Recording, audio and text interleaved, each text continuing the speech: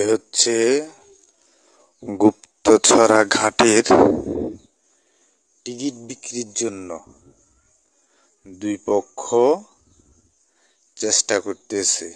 এ বলতেছে আমারটা নেন, ও বলতেছে আমারটা নেন। মানে যাত্রীর ধারে ধারে ঘুরতেছে টিকিট বিক্রির জন্য। একসময় আমরা তাদের ধারে ধারে ঘুরেছি টিকিট নেওয়ার জন্য। এখন তারা আমাদের ধারে ধারে ঘুরে, ভাই আমাদেরটা নেন, আমাদেরটা নেন, আমাদেরটা ভালো। আমরা এমন ঘাট চেয়েছিলাম যে ঘাট আমরা পেতে সক্ষম হয়েছি একমাত্র উপদেষ্টা মহোদয়ের অক্লান্ত পরিশ্রম এবং সন্দীপ প্রেমের কারণে। না হলে আজও আমরা জিম্মি থাকতাম। এরকম সন্দীপই আমরা চাই, ভবিষ্যতেও এরকম সন্দীপ থাকবে ইনশাআল্লাহ। আসসালামু আলাইকুম।